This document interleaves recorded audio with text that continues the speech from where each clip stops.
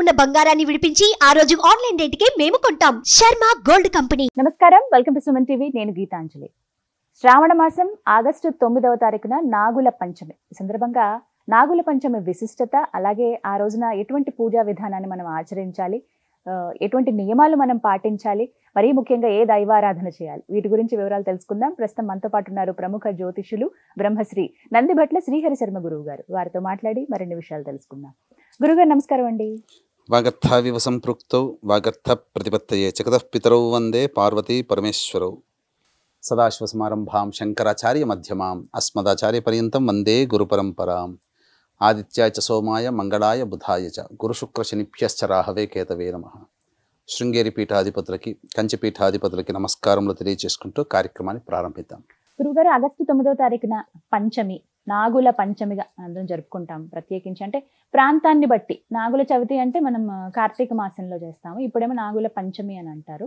ముందుగా ఆ వ్యత్యాసం ఏమిటో చెప్పండి. దాంతోపాటుగా ఆ రోజున పూర్తిగా ఉందండి పంచమి తిథి. ఆ రోజున రాత్రి 3:15 వరకు, మధ్యరాత్రి వరకు కూడా పంచమి తిథి ఉందమ్మా. పూర్తిగా ఉన్నట్టు. హస్త నక్షత్రం ఆ రోజున చక్కగా ఈ పంచమి తిథి అనేటువంటిది మనము నాగుల పంచమిగా శ్రావణ మాసంలో చేసుకుంటే కార్తీక మాసం చవితి రోజున నాగుల చవితితో అంతం చేస్తాం. అంటే నాగుల చవితితో సమాప్తం అవుతుంది. అంటే అప్పటికి మనకు ఇంతకుముందు వీడియోలో చేసుకున్నాం. తొలి ఏకాదశి రోజున విష్ణు భగవానుల వారు శయనానికి వెళితే, ఉత్థాన ఏకాదశి రోజున కార్తీక మాసంలో వచ్చే శుక్ల ఏకాదశి రోజున నిద్ర మేల్కొంటాడు. అంటే అప్పటి వరకు కూడాను విష్ణు సంబంధమైన ఆరాధన, ఈశ్వర సంబంధమైన ఆరాధన చేస్తాం. కానీ ఈ నాగుల పంచమి రోజున నాగదేవతారాధనని ప్రారంభించి కార్తీక మాసంలో చవితి రోజున సమాప్తం చేసేటువంటి దాన్ని, ఇది కూడా ఒక వ్రతం కిందనే. అందుకనే పంచమికి ప్రారంభించి చవితికి సమాప్తం చేస్తున్నాం. అంటే పంచమి వెనకాల చవితే కదా, చవితి తర్వాత పంచమి కదా. అందుకని కార్తీక మాసంలో వచ్చే చవితిని నాగుల చవితిని, శ్రావణ మాసంలో వచ్చే పంచమిని నాగుల పంచమిని, ఈ పంచమి నుంచి కార్తీక మాసం వచ్చే చవితి వరకు కూడా ఈ యొక్క నాగదేవత ఆరాధన ఒకప్పుడు ఉండేది. పూర్వకాలంలో ఒక నియమంగా 4 నెలల పాటు పూజించేవాళ్ళు. కానీ కాలక్రమేణా ప్రారంభించే దానిని, ముగించే దానిని మాత్రమే పండుగల రూపంలో మనం కొలుచుకుంటూ వస్తున్నాం. అసలు చేయాల్సింది శ్రావణ మాసం పంచమి నుంచి మొదలుకొని కార్తీక మాసం చవితి వరకు పూజ చేయాలి. అందుకే కార్తీక మాసంలో దాని నాగుల చవితి అని, దీని నాగుల పంచమి అని అంటారు. అయితే ఇప్పుడు 9వ తారీఖున వస్తున్నటువంటి ఈ నాగుల పంచమి, అసలు నియమాలు ఏంటండి, విధి విధానాలు, ఏ పూజని ఆచరించాలి, ఎలా చేసుకోవాలి, ఎవరెవరు ఆచరించవచ్చు, వీటి గురించి వివరించండి. తప్పకుండానమ్మా. అసలు ఈ యొక్క నాగుల పంచమిని గరుడ పంచమి అని కూడా అంటారు. అంటే ఈ నాగుల పంచమిని ముఖ్యంగా నాగదేవత ఆరాధనలో భాగంగా చేస్తారు. అంటే ఎవరి జాతకంలోనైతే సంతానము ఉండదో, అంటే జాతకంలో తెలుస్తుంది, ఎవరికైతే సంతానం కలగకుండా ఉంటారో అటువంటి వారు ఈ నాగదేవత ఆరాధన చేయడం వల్ల, అంటే ఈ 4 నెలల పాటు నాగదేవత ఆరాధన చేయడం వల్ల, కార్తీక మాసం వచ్చేంత వరకు చేయడం వల్ల తప్పకుండా సంతానం కలుగుతుంది. అందుకనే మీరు గమనించుకున్నట్లయితే ఇది చాలామంది డాక్టర్ దగ్గరికి, ఫెర్టిలిటీ డాక్టర్ దగ్గరికి వెళ్తారు, టెస్టులు చేయించుకుంటారు. డెడ్ సెల్స్ ఉన్నాయండి అని చెప్పి మగవాళ్ళకి చెప్తారు. అండము సరిగా విడుదల కావట్లేదని ఆడవాళ్ళకి చెప్తారు. ఫైబ్రాయిడ్స్ ఉండడం ఇట్లా చెప్తుంటారు. ఇవన్నీ శరీరాంతర్గతంగా వచ్చే దోషాలు. ఇటువంటి దోషాలు కూడా ఈ యొక్క పూజా కార్యక్రమం చేసుకోవడం వల్ల శరీరంలో యాక్టివ్గా ఉండే సెల్స్ వస్తాయి. అలాగే ఎందుకనంటే వైద్యం తప్పకుండా తీసుకోవాలి. వైద్యం తీసుకోకుండా గాలిలో దీపం పెట్టమని కాదు, కానీ వైద్యం తీసుకుంటూ మనం ఈ దేవతారాధన చేస్తే ఫస్ట్ అటెంప్ట్లోనే పాస్ అయిపోతాం. ఇది కాబట్టి ఈ దేవతా ఆరాధనలో భాగంగా దీనిని గరుడ పంచమి అని, నాగ పంచమి అని అంటారు. అంటే ఏంటనంటే ముఖ్యంగా పూర్వకాలంలో ఈ యొక్క నాగుల పంచమి రోజున ఎవ్వరు కూడా పొలము దున్నడం అనేటువంటిది చేయకుండా ఉండేవారు. ఎందుకనంటే కలుగులో దాక్కున్నటువంటి సర్పములు ఈ యొక్క నాగలి చారులకి తగిలి చనిపోయేటువంటి సందర్భాలు. అందుకని ఆ రోజున నాగదేవతని సంహరించకూడదు అనే ఉద్దేశం ప్రకారం ఆ రోజున రైతులు కూడా పొలం దున్నారు నాగపంచమి రోజున. అంటే దీనికి సంబంధించినటువంటి గాథ కూడా ఒకటి ఉందమ్మా. పూర్వకాలంలో మణిపురం, ఇప్పుడు మనం అనుకునే మణిపూర్, గౌడ బ్రాహ్మణుడు ఒకరోజు ఇదే నాగుల పంచమి రోజున పొలం దున్నుతూ తన యొక్క నాగలి చారలకి తగిలినటువంటి పాము పిల్లలు ఉంటాయి కదా, ఆ పాము పిల్లలు చనిపోయాయి. చనిపోయిన తర్వాత అతను ఏమీ తెలియకుండా ఇంటికి వచ్చి కూర్చున్నాడు. తల్లి పాము వచ్చి నా పాములను పిల్లల్ని చంపారు ఎవరు అని చెప్పని వెతుక్కుంటూ ఆ ఊర్లంతా వెతికితే ఆ బ్రాహ్మడి యొక్క ఇంట్లో ఉన్నటువంటి నాగలి చారుకి తగిలినటువంటి రక్తం మరకలను చూసి ఈ బ్రాహ్మడే చంపాడు అని ఉక్రోషంతో ఆ కుటుంబాన్ని అంతా నాశనం చేస్తాననే శపథం పట్టుకొని ఆ యొక్క కుటుంబాలందరినీ కూడాను చంపింది. అయితే అతనికి ఒక కూతురు ఆ బ్రాహ్మడికి, ఆ కూతుర్ని పొరుగురికి ఇచ్చాడు.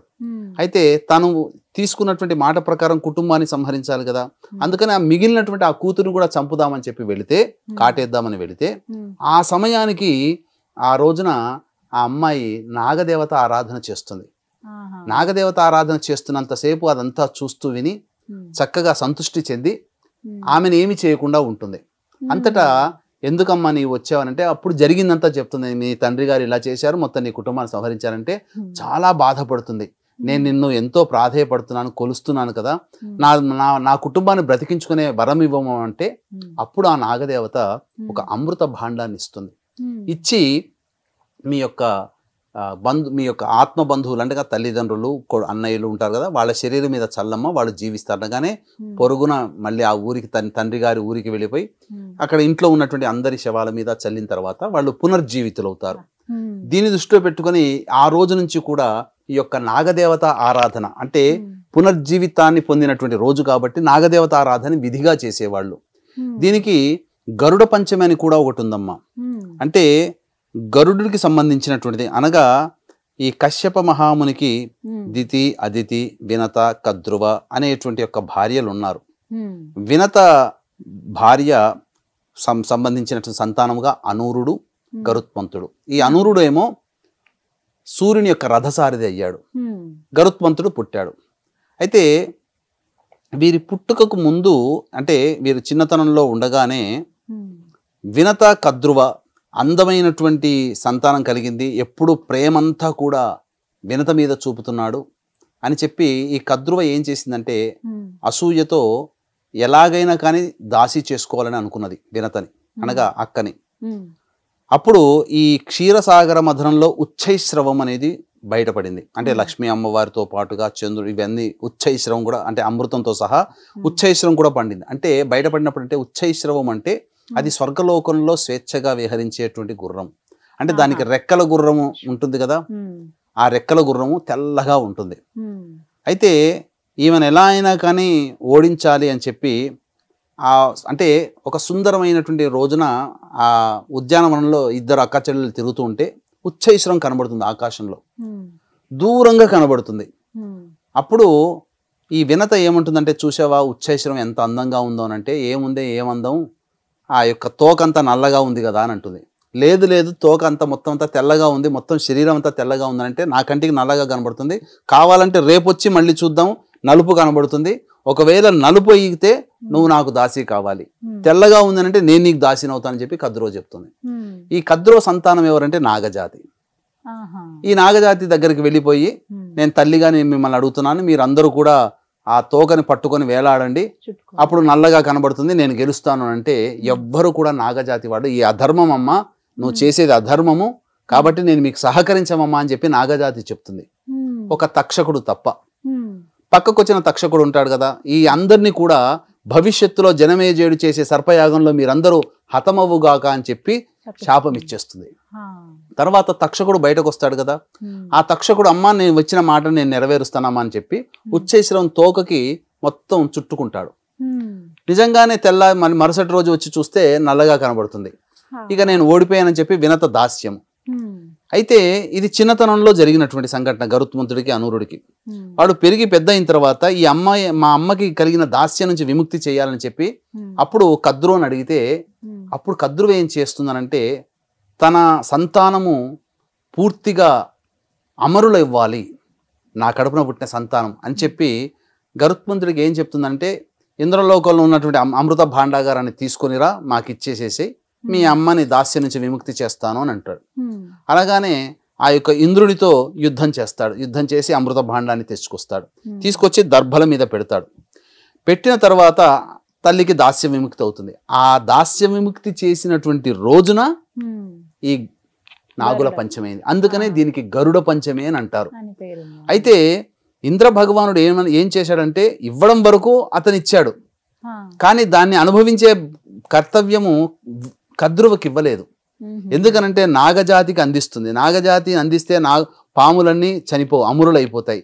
ఈ భూలోకంలో ప్రతి మానవుడిని కాటేస్తుంది విచక్షణారహితంగా అని చెప్పి ఇలా పెట్టిన దర్భల మీద పెట్టగానే తీసుకెళ్లిపోతాడు మళ్ళీ ఇంద్రుడు. అయితే 1-2 చుక్కలు పడతాయేమో. ఆ కద్రువ ఏం చేస్తుంది, మీరందరూ వెళ్ళి అమృత భాండాన్ని తీసుకోండి అని చెప్పగానే అందరూ వస్తారు. వచ్చి ఆ దర్భల మీద ఏమి లేనిది చూసేసి కనీసం ఆ దర్భల మీద ఉన్నటువంటి చుక్కలనైనా తీసుకుందామని నాకుదామని నాలికను చాపుతాయి నాగుపాములు. ఆ చాపడంతో దర్భ చాలా చాలా ఎలా ఉంటుందంటే చాలా షార్ప్గా ఉంటాయి అన్నమాట దర్భ అగ్రాలు. అవి నాలికకు తాకగానే అవి తగిలిపోయి ఆ నాలికలు 2గా చీలిపోతాయి వాటికి. అందుకని ఇప్పటికీ కూడా పాము తెరవగానే చూస్తే 2గా ఉంటాయి, ఇలా తెరవగానే ఇలా ఉంటాయి, విడిగా ఉంటాయి. అప్పటి నుంచి ఆ విధంగా వచ్చాయి అన్నమాట.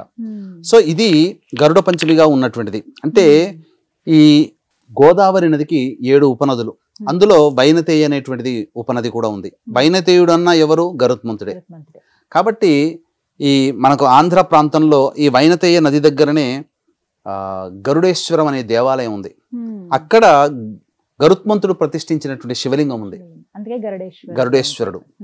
కాబట్టి ఇంకొక కొన్ని పురాణాల ప్రకారం ఏంటంటే ఈ యొక్క గరుత్మంతుడికి ఈ నాగుపాములకి మధ్య యుద్ధం జరుగుతుంది. ఎందుకంటే వీరిద్దరు కూడా దాయాదులు కదా, అక్క చెల్లెల పిల్లలు కదా. ఏమవుతుంది, వీళ్ళిద్దరికి యుద్ధం జరిగితే తక్షకుడు గెలుస్తాడు, నాగజాతి గెలుస్తుంది, గరుత్మంతుడు ఓడిపోతాడు. అప్పుడు ఓడిపోయినప్పుడు ఈ తక్షకుడు ఏమని అంటాడంటే, మేము విజయానికి గుర్తుగా మా యొక్క మాలని అనగా మా యొక్క చిహ్నాన్ని నీ యొక్క మెడలో వేసుకో అని అంటారు. అందుకనే పాములని మెడలో వేసుకున్నటువంటి విధంగా కొన్ని దేవాలయాల్లో గరుత్మంతుడు కనిపిస్తాడు. ఇది కూడా ప్రమాణంగా ఉంది. కాబట్టి ముఖ్యంగా ఎటువంటి వాళ్ళు ఈ యొక్క వ్రత ఆరాధన చేయాలి అంటే, ఎవరి జాతకంలోనైతే స్త్రీ జాతకంలో ముఖ్యంగా అష్టమ స్థానము గర్భస్థానము, అందరికీ ఆయుస్థానము, కానీ అష్టమ స్థానం గర్భస్థానం. ఈ గర్భస్థానంలో రాహు ఉన్నా, కేతు ఉన్నా, కుజుడున్నా, అలాగే శని ఉన్నా, శని కుజులు కలిసి ఉన్నా, ఎవరి జాతకంలో సంతాన స్థానంలో శని కుజులు ఉంటారో, రాహు ఉంటాడో, కేతు ఉంటాడో, అలాగే శని కూడా ఉంటాడో, వీళ్ళందరికీ సర్పశాపం, కాలసర్పదోషంలో జన్మించిన వాళ్ళు, ఇటువంటి వాళ్ళందరూ కూడా ఈ యొక్క నాగుల పంచమి తిథి రోజున మొదలుకొని ఈ సంబంధించినటువంటి కార్తీక మాసంలో వచ్చే నాగుల చవితి వరకు నాగదేవత ఆరాధన చేస్తారో వాళ్ళకి చాలా శుభాలు కలుగుతాయి. వాళ్ళ జాతకంలో ఉన్న దోషాలు తొలగి సంతానవంతులు అవుతారు. అయితే మహిళలందరూ కూడానమ్మా ఈ రోజున ఏం చేస్తారంటే, పాము పుట్టల దగ్గరికి వెళ్ళిపోయి పాలు తెగ పోసేస్తుంటారు. కానీ చాలా తప్పమ్మా. పాలు తాగితే అజీర్తి, పాములకి వాంతి చేసుకుంటాయి. మనం ఏ ఉద్దేశంతో పోస్తున్నాము, దేవత సర్పం అనే భావనతో వారికి మనం ఆకలి తీర్చాలనే భావం చూస్తున్నాం. కానీ మనం ఏం చేస్తున్నామంటే, వారి ప్రాణానికి మనం ఏదన్నా ఫుడ్ మనం తీసుకున్నాం అనుకోండి, ఫుడ్ ఇన్ఫెక్షన్ అయితే ఆ 2 రోజులు మనం ఎంత బాధపడతాం, నరకం కదా అది. మరి ఆ నరక భావనని మనం పాములకి కలగచేస్తున్నాం. మనమేమో భక్తి భావంతో వెళ్ళి చేస్తున్నాం. కానీ అక్కడ ఏంటంటే నిజమైనటువంటి ఆవు పాలు, ఇప్పుడు అన్ని జెర్సీ పాలు, అసలైనటువంటి నాటు ఆవు పాలని మీకు భక్తి ఉంది, శ్రద్ధ ఉంది, ఆ పుట్టలో 2 చెంచాలు పోయండి. ఆ రోజున చేయమన్నది ఆవు పాలతో రావి చెట్టు కింద ప్రతిష్ఠితమైనటువంటి నాగదేవత విగ్రహానికి అభిషేకం జరపమన్నది. పుట్టలో పాలు పోయి చాలా మంది ఇంకా కోడిగుడ్లు పెడతారు, ఇంకా కిలోల కొద్ది పసుపు కుంకుమలు తీసుకెళ్తారు, పసుపు కుంకుమలు జల్లేస్తారు. దీని తర్వాత ఈ పసుపు కుంకుమలు జల్లితే కూడా వాటికి ఎలర్జీ, చర్మ సంబంధంగా మనకెలా అయితే ఇబ్బందులు వస్తాయో రోగాలు, పాములకి ఆ పసుపు పడదు. కాకపోతే ఆ పాము పుట్టకి కొద్దిగా బొట్టు పెట్టండి, పసుపు కుంకుమ చల్లండి, అంతే తప్ప మొత్తము జల్లేసుకుంటూ రాకూడదు. అందుకనే ఈ నాగుల పంచమి రోజున ఇంట్లో ఆడవాళ్ళందరూ కూడా విధిగా శుచిగా స్నానం ఆచరించుకొని నియమాన్ని పాటిస్తూ ఇంటికి పసుపు అన్ని గడపకి అద్ది, ఆ గడపకి ఇరువైపులా కూడా పాముతో చేసినటువంటి చిత్రములు లిఖిస్తారు.